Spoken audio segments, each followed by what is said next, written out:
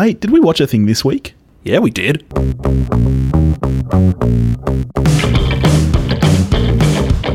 Hello everybody and welcome back to We Watched a Thing. We're back after Magic May. I'm here with Topher, back in the country again. How you doing, Bear? I'm good, thank you. Yeah? How was your trip? Smashing. You got no idea. Don't lie to the audience. We're recording this in advance. Yeah, I haven't gone overseas yet. Don't lie. He lies, people. Now you know. I'm a liar who tells lies. The more you know. Do. Anything I'm about to say, probably not true. Well, yeah, if you say this movie's bad, you can assume it's not true, because this week it was my choice for a throwback. So it's a movie that I cherish very dearly and you had never seen. And we haven't had a great track record with these. Oh, we've had a pretty good track record with films I pick. Oh, look, now that's not fair. I mean, we've been doing this for 2 years now. It's not 2 years. It's close to. You lie and you tell lies. We've been doing this for close to 2 years now. And it's not 2 years till November. That's not close. By the time this airs, it's like July. It's not even June. All right, okay. You're saying July. It's not even June when this goes to air. My math is bad. It's I was May. like, what comes after May? It starts with a J. J, 4 letters, June, July. Fuck off. Hey, we've been doing this for like 18 months now. We've been doing this a while. You let all that other stuff out. Nope. And I mean, how many times have I picked a throwback? Like 8? And I think you've enjoyed at least 2 of them. Is it 8? Is it that many? I reckon it would be. Okay. Yeah, it'd be close to. But you enjoyed at least 2 of them. So that's something. There we go. And hopefully you'll enjoy this one, because this is one that I really, truly cherish. And I've loved this movie since I first saw it as a kid. And we're talking, of course, about the 90s classic Tommy Boy. I don't know if your wife told you this the other day when I was in prep mode for watching it. I messaged her and I was like, so is this a whole house approval thing here, or is this a Billy special? Yeah. Because, I mean, I don't want to say guilty till proven innocent at this point. But I mean, your last pick was Reindeer Games. Oh, yeah, and that was great. So, that was great. So there's concerns. Let's get into it then. Tommy Boy, 1995 American road comedy film directed by Peter Segal, written by Bonnie and Terry Turner, and produced by Lorne Michaels from SNL, hence it starring former SNL castmates and close friends Chris Farley and David Spade. A story detailing that it doesn't matter how dumb and useless you are, you too can make it in this world. Yeah, it's true. Yeah. He's not dumb and useless. Like a spiritual sequel to Forrest Gump. Now I'm just picturing these films being in like a shared universe. I can see it. Like Forrest runs past them on the highway when they're broken down. Run, Forrest, run, Snakey! And so, you like this film? Oh, okay. Well, okay. That sounds very condescending. I love this film. Did you have fun watching the film? No, I didn't. Okay, well, now I feel like this was a really bad choice. I was honestly hoping that you might just be able to enjoy the film just for the fun of it, the storytelling, the acting, just the fun, I guess, really. Yeah, look, and if it weren't for those things you just listed, might have loved it. Okay, all right. Okay, well, all right. Now, okay, let's talk about Chris Farley. Yep. Are you a Farley fan? Nope. Okay. I think there is a distinct difference between acting big and being funny. Do you not feel like there are circumstances where big, comedians are funny? Yeah, for sure. I mean, look at Robin Williams. For sure. Yeah, great point. But Robin Williams is a comic genius, and this is Tommy Boy. Okay. All right. Well, I feel like we should just hit stop. All right. And we're done. Okay, and I'm guessing that you're not a David Spade fan either. I like David Spade. Yeah. And particularly in this film, one of the things I could do was try and pluck out words from his lines and piece together lines from The Emperor's New Groove. And then I was like, hey, this is fun. I mean, I think David Spade is actually a really underrated comedian. I think that he's very, very funny, and I think there's a certain charm to his smugness. You know how, like, there are people who are charming, and David Spade is absolutely the opposite of charming, but somehow that kind of works and is kind of endearing. And I think that this film, for me, is his peak, particularly as far as film goes. did you not at least enjoy his character, or the kind of camaraderie between him and Tommy Boy? I thought David Spade did everything he could in this film, really. Yeah. Like, there's a couple of moments of his that I really do enjoy. Yeah. You mentioned the camaraderie between the two. Yeah. No.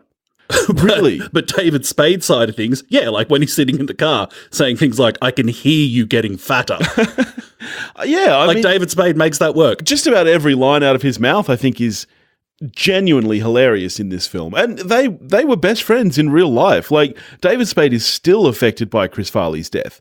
And I think that you can really, when I talk about the camaraderie, I think the chemistry between these two people is fantastic. But you obviously did not feel that same way. No, I didn't. I was just like, shut up, Tommy, and let David Spade talk. Wow. Okay, so I'm sensing that a lot of this is down to hate of Chris Farley. No, it's not on Chris Farley. It's on the character of Tommy. Okay. Interesting.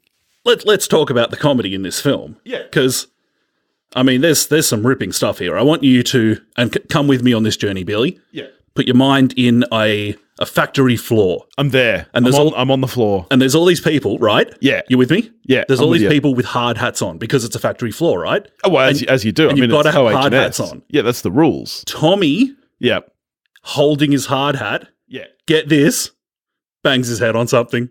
Yeah.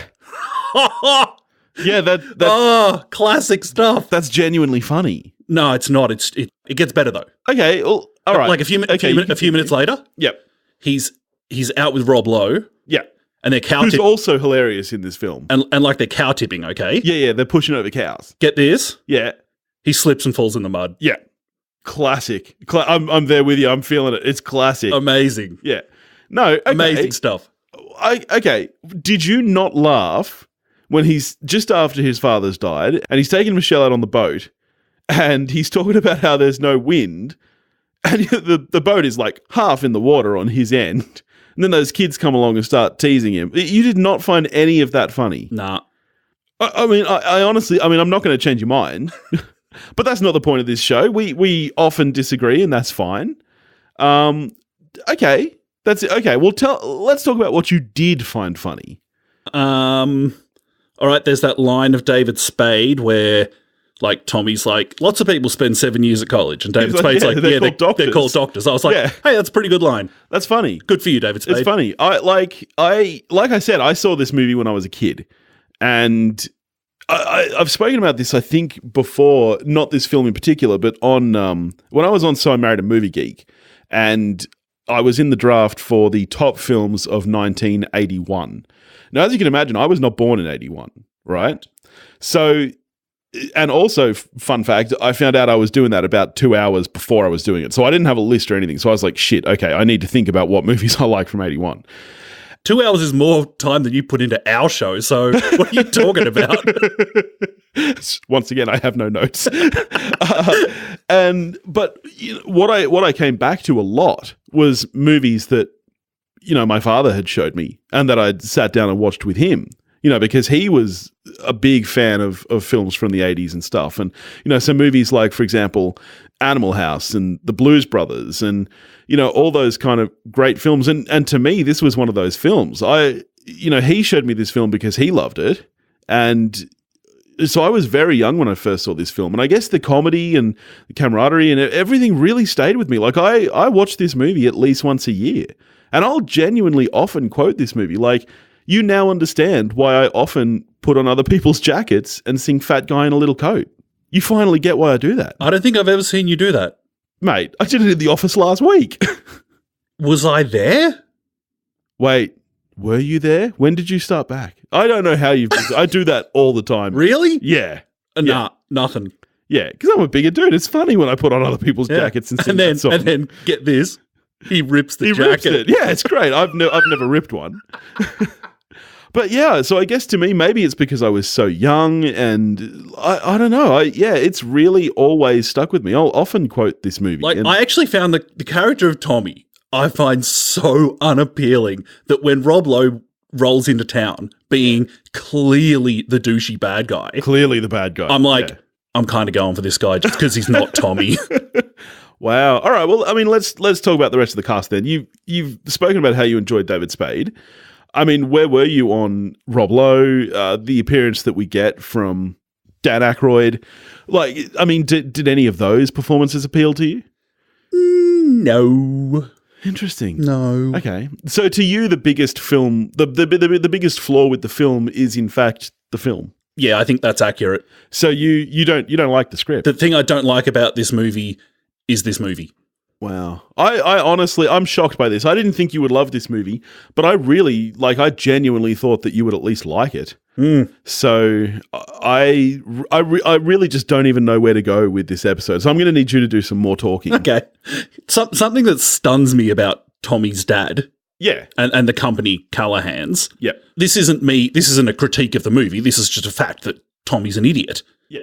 Now, his old man who runs Callahan's gives him a job, and he knows Tommy's an idiot. He gives Tommy like a middle management job. And then there's like any element of surprise when this company's going to fail. Like if you run your business in a manner that you would give Tommy any responsibility, your company was doomed. Oh, mate. It was doomed. I mean, The Godfather asks Fredo to do something for him. Yeah, he moves him to another state. Yeah. Like, literally. Yeah, that's true. That's true. Like, Tommy's like Chris Griffin from Family Guy. Yeah, he is. He is like the original Chris Griffin. Why would you give this guy any responsibility? Because it's funny. Yeah, okay. And then when, after his old man is dead and they're like, oh no, this person wants to sell the company. Like, it's not the empire moving in. Like, just sell it. Yeah. I mean, get some money. I understand your critique, but I mean, I think you're missing a whole chunk of the narrative, which is that this town, it relies on this company. It relies on the company staying there, which is true for a lot of small American towns.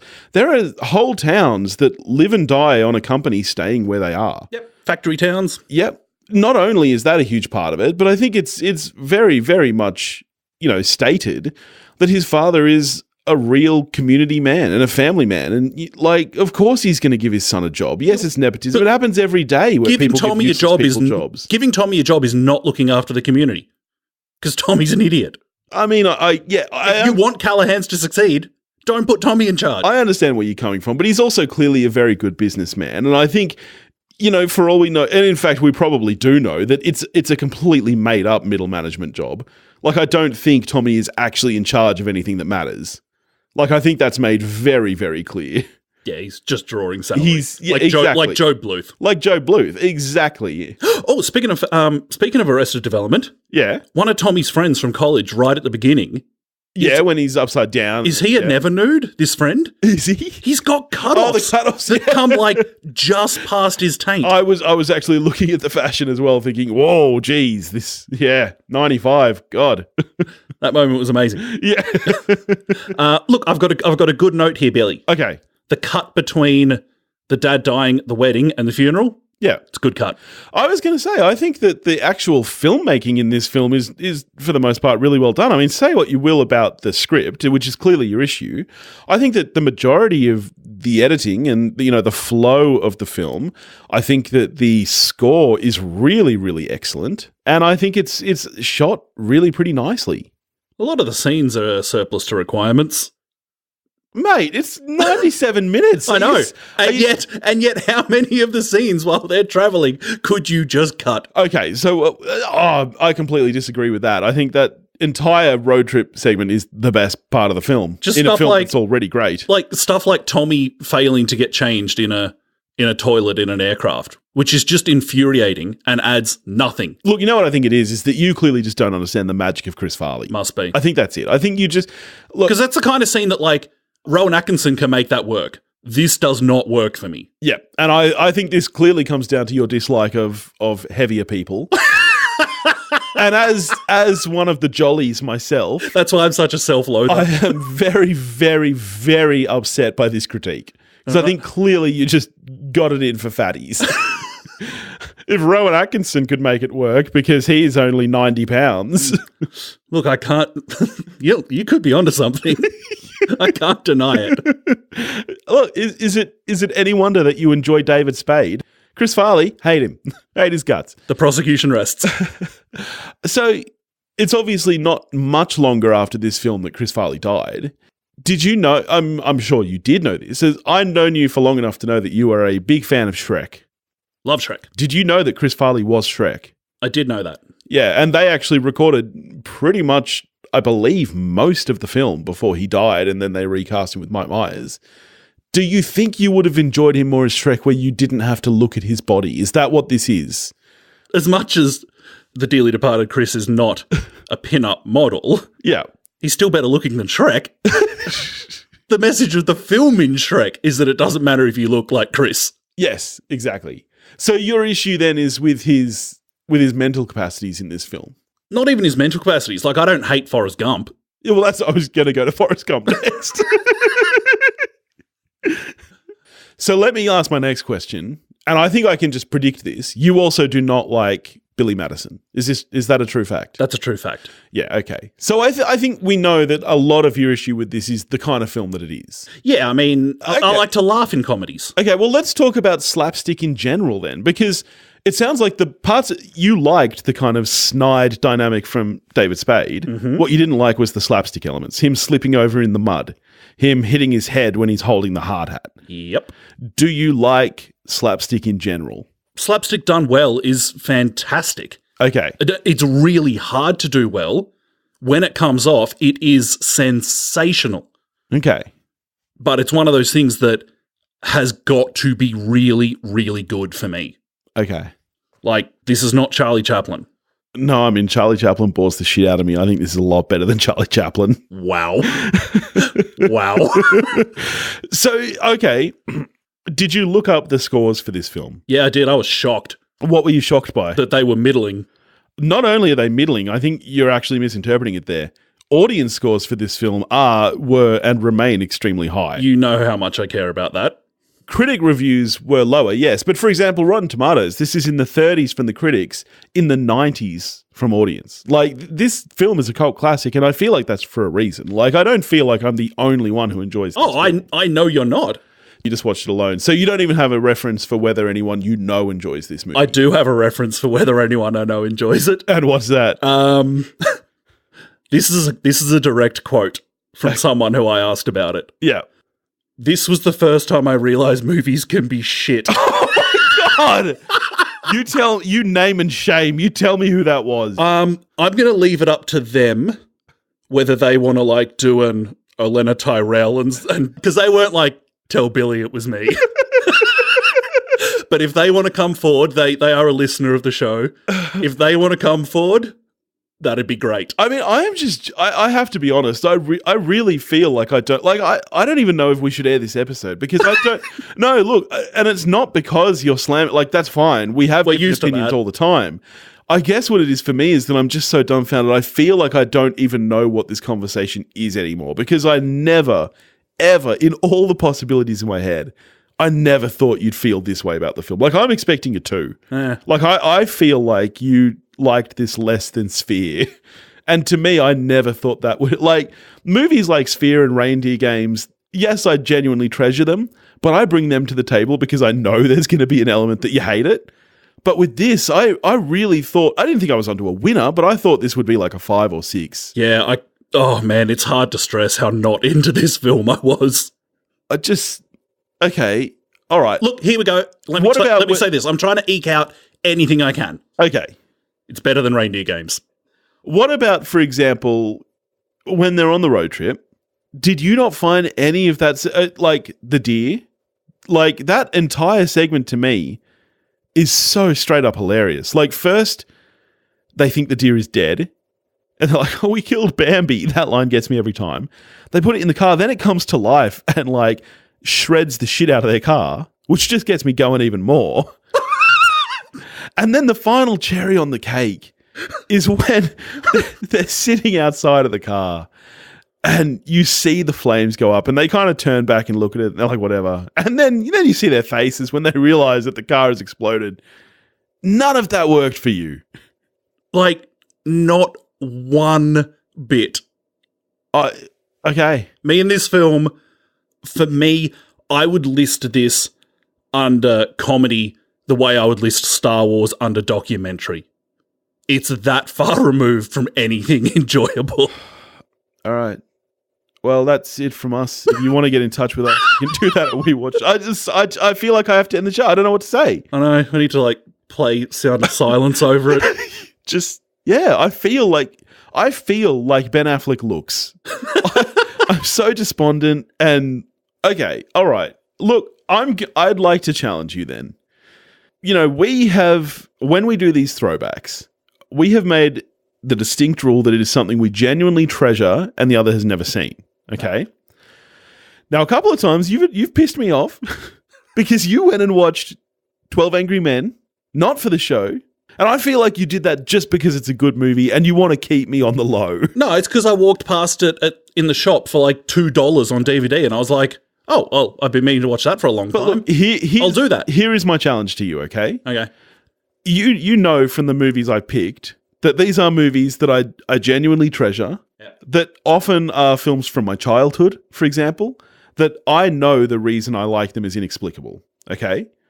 That's what I want you to bring to the table with your next throwback. I don't want anything that is critically acclaimed. I want something I want some shit that you used to watch as a kid that maybe you watched with your siblings, maybe they liked, maybe they didn't, but something that you still have fond memories of, even though it's probably not good. Okay. That's what I want you to bring to the table. Yep, let's do that. You know the kind of vibe I'm going I do. And okay, this and is I know there are plenty of movies you have like that. This is one of the things I can't get my head around with this film because, like, I can understand that if you came to it at, like, I don't know when you first saw it, age 11 or something, I don't know. Probably younger. I was probably, I'd say, 8 or 9. Yeah, and, like, you just like all movies at that point in time. Yeah. Like, I get that and I get the nostalgia. What I honestly just can't even wrap my head around is, like, you're now in your 30s and you still watch it once a year. My mind is blown by that. Yeah, but I guess, I mean, we all know that I'm a more emotional person than you, and I connect to things on an emotional level. Like, to me, I will probably always enjoy this movie because of the feelings I have around having watched it. Yeah. I mean, like, I like Return of the Jedi more than Empire. Yeah, and that's just dumb. Yeah, like, I get it. Yeah. Because that, as a kid, that was my jam. Yeah. Okay. All right. Well, I mean, let's just get to scoring then. Just tell me it's a 2. David Spade almost made it a 2. So you're telling me it's a 1? 1. Jesus. It's a better 1 than Reindeer Games. I mean, like I said, I never, ever would have thought that that's where this was going. But okay, that's fine. I'm a 7. And I think this is probably now our biggest discrepancy in scores. Ever.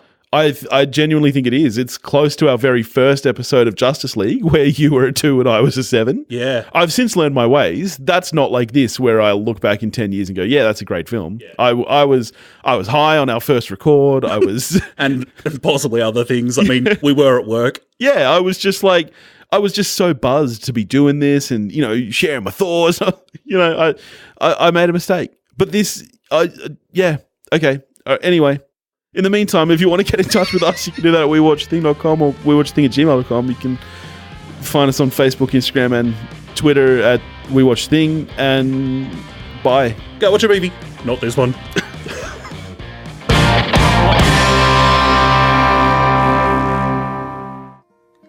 Hello, darkness, my old friend. I've come to talk with you. I hated it. I hated it, man. I just, honest to God. Whisper